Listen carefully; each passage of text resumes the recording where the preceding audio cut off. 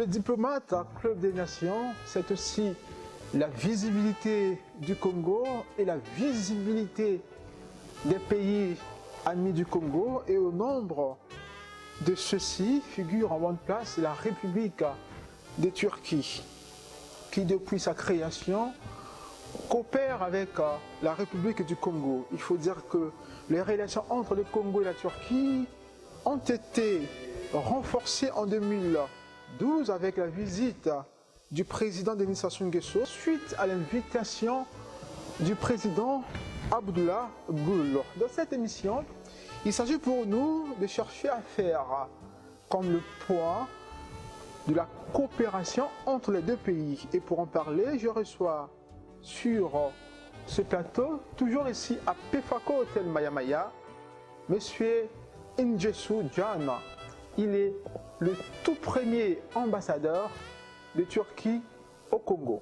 Chers téléspectateurs, bonsoir et bienvenue dans cette émission.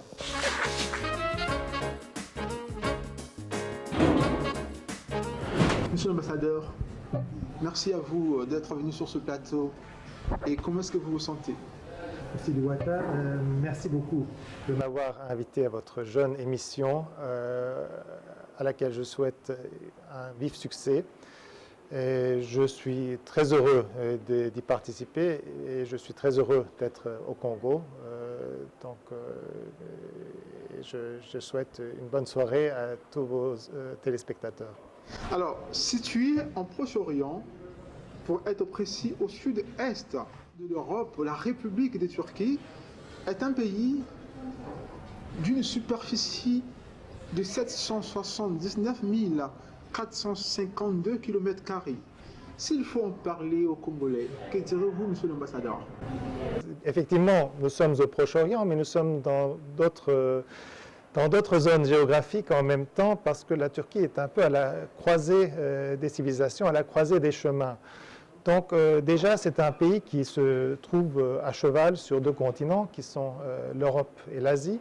Donc c'est une convention. En fait, des géographes occidentaux ont, à un moment donné, il y a quelques siècles, décidé que la frontière entre l'Europe et l'Asie passait par les détroits, qui sont maintenant les détroits turcs. Donc une partie de la Turquie se trouve en Europe et une partie de la Turquie, une plus grande partie, se trouve en Asie. Ça s'appelle l'Anatolie ou également l'Asie mineure. Et donc nous faisons partie du Proche-Orient, mais nous faisons aussi partie de l'espace méditerranéen. Nous faisons partie des Balkans, qui sont notre lien avec l'Europe occidentale. Nous avons aussi des voisins très importants qui sont le monde slave, la Russie, l'Ukraine, qui sont au-delà de la mer Noire. Nous avons aussi une zone contiguë qui est très importante pour nous, qui est l'Asie centrale, où il y a plusieurs pays turcophones, et c'est une géographie qui s'étend jusqu'à la Chine. Et donc c'est l'ancienne route de la soie. Et puis à l'est de la Turquie, il y a l'Iran, qui est un voisin avec lequel nos frontières n'ont pas changé depuis 5 siècles. Et au sud, il y a l'Irak, donc les portes du Moyen-Orient, les portes de la péninsule arabique, et puis aussi c'est une porte vers l'océan Indien, vers l'Asie du Sud-Est, qui est utilisée depuis aussi plusieurs siècles. Donc la Turquie est vraiment une croisée des chemins et un centre où plusieurs civilisations se sont rencontrées depuis des siècles. Et donc aujourd'hui, nous sommes une population de 80 millions pratiquement d'habitants et qui est très diversifiée, qui a des origines très diverses, mais qui parle une langue qui est le turc, qui est commune, mais il y a aussi des langues locales que de plus en plus nous encourageons à apprendre et à préserver. Le Congo est divisé en départements. Il y a le département de la Cuvette, département de la Likwala, département du Kwilu. Mais qu'en est-il de votre pays? Est-il divisé en provinces ou au département comme chez nous? C'est également une question intéressante. Nous avons un système administratif qui est très proche du vôtre. Donc nous avons effectivement des départements qui sont à la tête desquels il y a un préfet qui est nommé par le gouvernement. Et donc, mais nous avons 81 départements et donc, qui sont sous-divisés en sous-préfectures. Et donc, il n'y a pas de région administrative en Turquie. Qu'en est-il des religions? Quelle est la religion dominante en Turquie? Avant tout, je dois dire que la Turquie est un pays laïque. C'est ce qui est essentiel parce que ça fait partie d'une des valeurs fondamentales de la République de Turquie. Donc la religion la plus importante est l'islam, mais il y a d'autres religions, bien sûr, qui sont là depuis la nuit des temps, puisque la Turquie est aussi une terre biblique et nous avons aussi beaucoup de vestiges chrétiens. Donc nous avons un passé très important avec les Juifs que nous avons protégés à un moment, que l'Empire ottoman a protégé. Donc c'est un pays tolérant envers différentes religions. Quand on parle de la Turquie, on voit Istanbul. Qu'en est-il de Ankara? Ankara et Istanbul, ce sont les deux villes les plus importantes de la Turquie.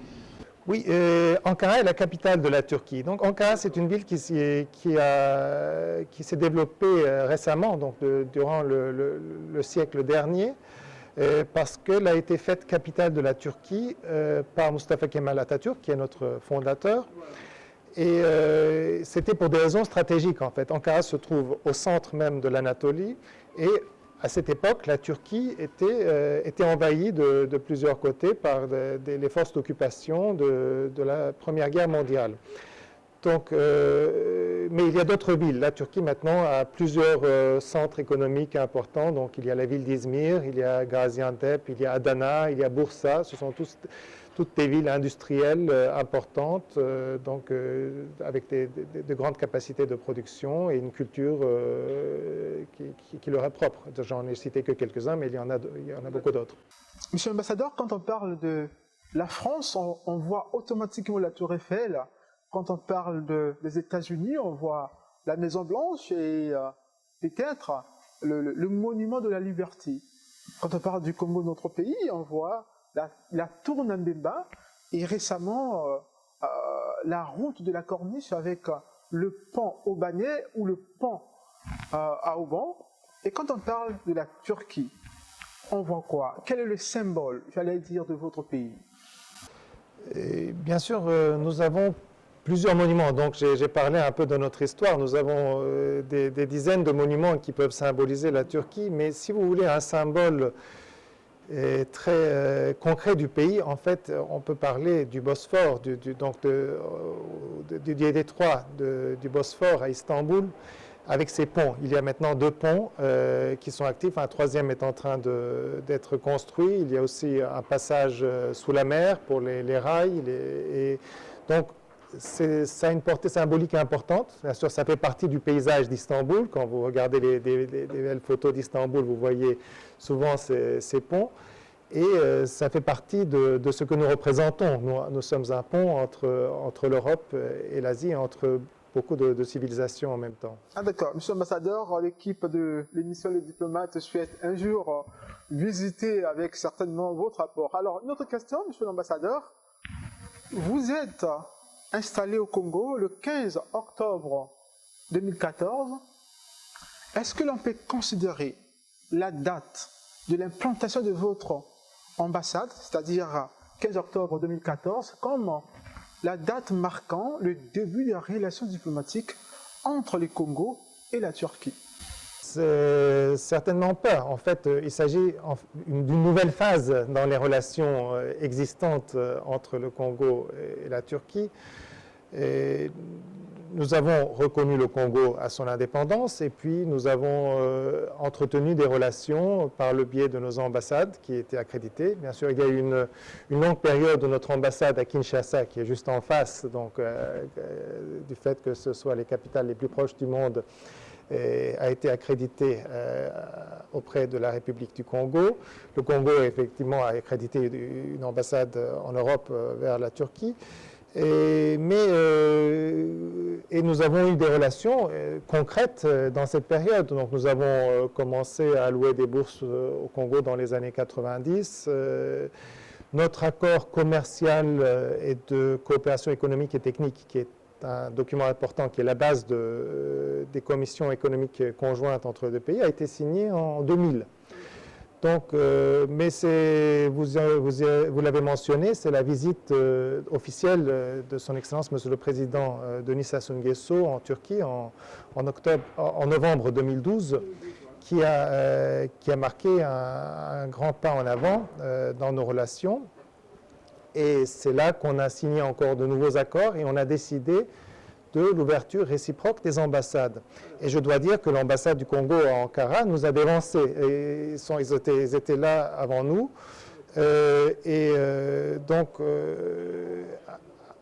Après cette visite historique, nous avons eu la réunion de la première commission économique conjointe en juin 2013 ici à Brazzaville.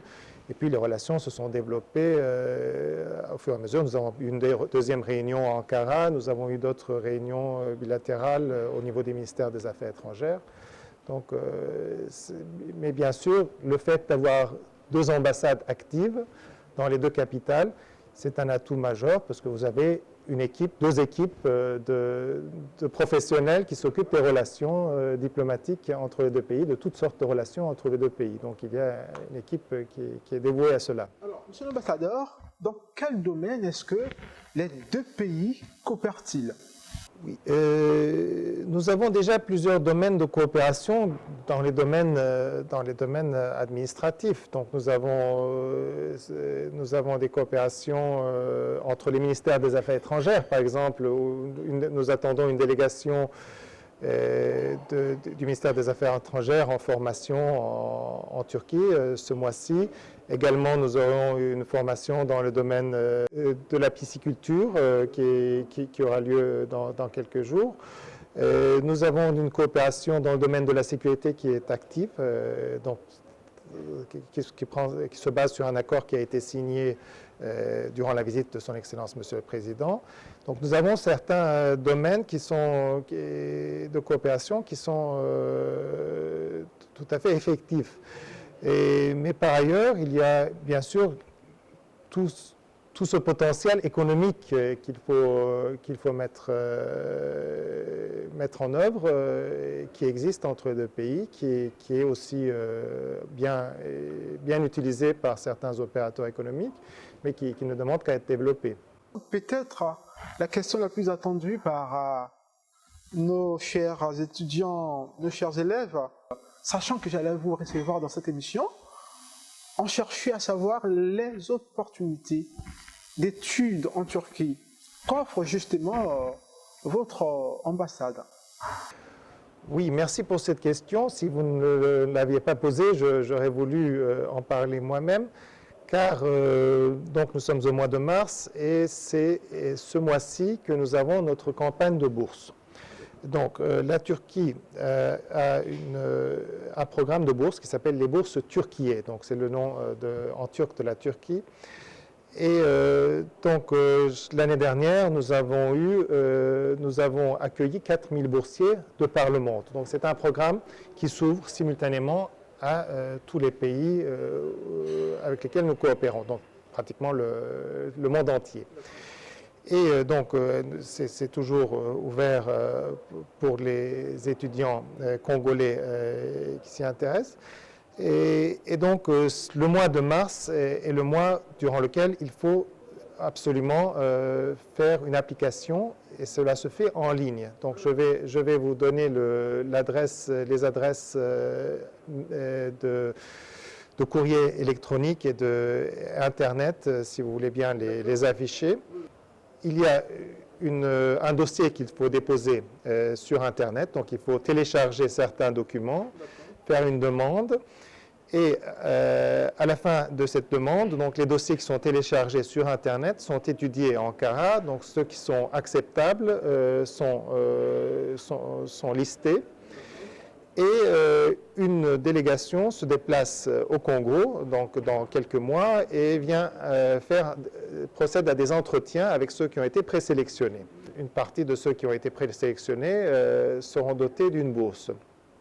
Et par ailleurs, bien sûr, nous voulons coopérer avec le gouvernement congolais sur cette question, et donc le gouvernement congolais nous a transmis une liste de matières dans lesquelles il souhaiterait que nous allouions des bourses au Congo. Donc nous tiendrons compte de cette liste Donc bien sûr, mais c'est une liste très large que je vais aussi mettre sur le site de notre ambassade pour que les... On peut rapidement savoir au moins 2 ou 3 matières, non?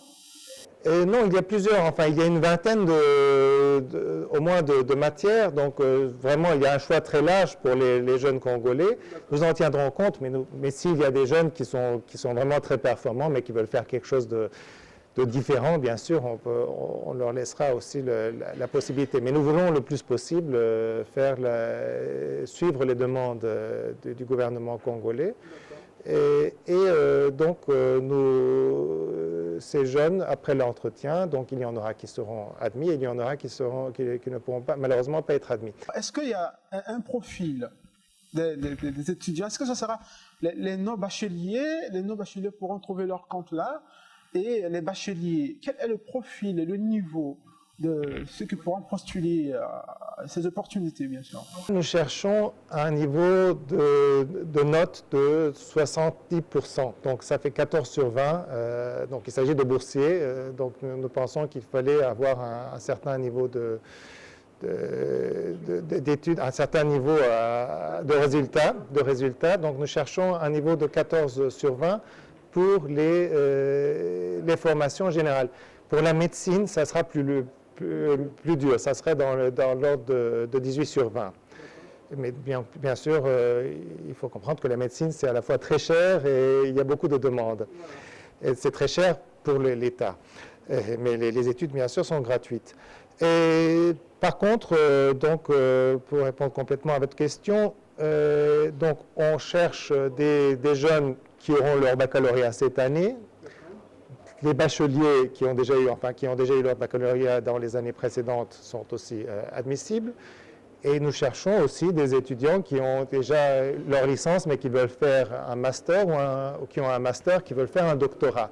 Et nous cherchons aussi des bacheliers généraux et des bacheliers techniques. Donc nous aurons aussi des branches, des formations pour des personnes qui ont un baccalauréat technique.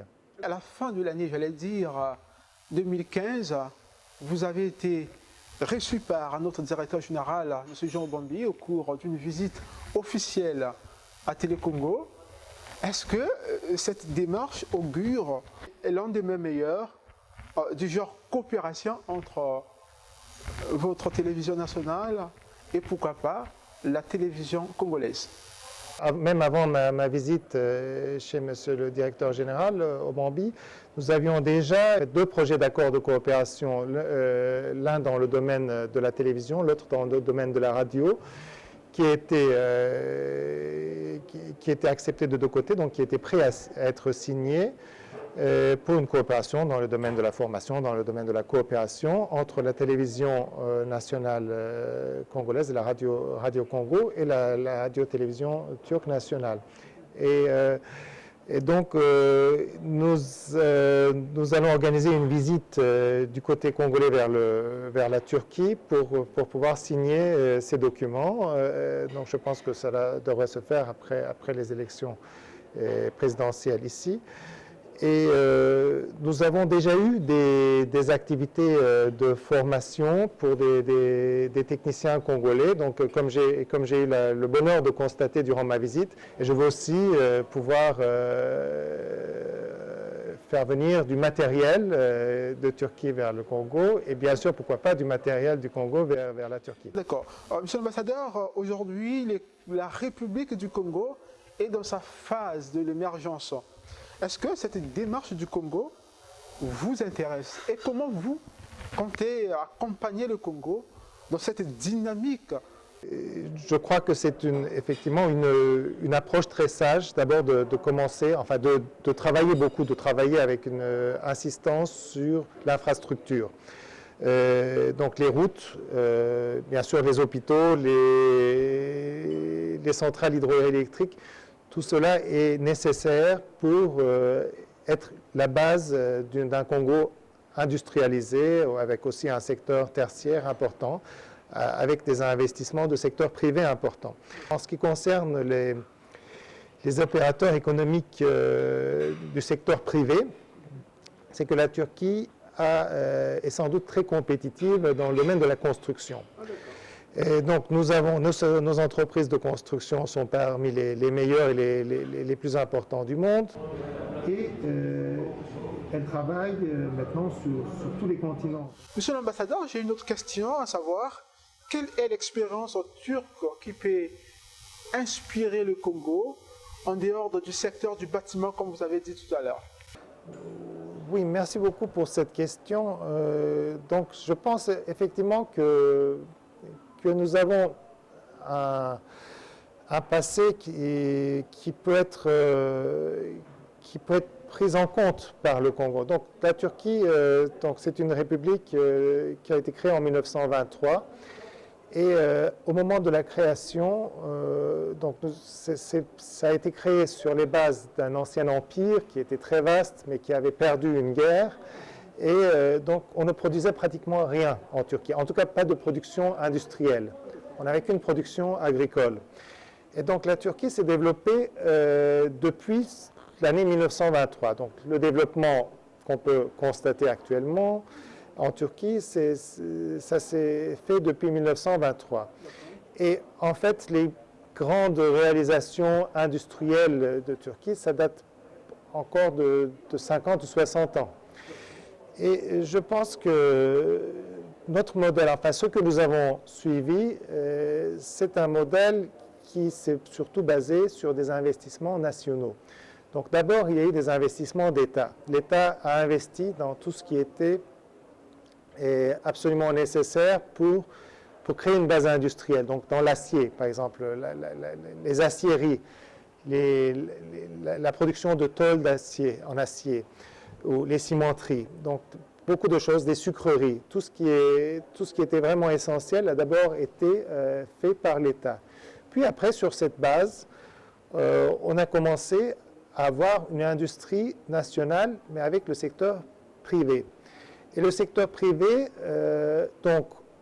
a dû souvent importer du savoir-faire,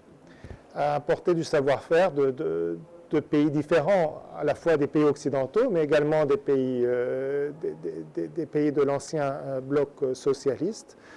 Et donc, mais c'est toujours avec des capitaux soit 100% turcs ou alors avec en grande majorité turcs que nous avons dû faire ces investissements. À cette époque, il n'y avait pas un grand intérêt à des investissements directs étrangers. Et donc, c'est avec nos propres capitaux, parfois en empruntant, donc avec des emprunts du secteur privé, que nous avons dû développer notre économie. Donc, moi, bien sûr, le Congo a des activités de promotion pour les investissements directs sur son territoire. Nous le faisons aussi. Tous les pays du monde font ce genre de promotion.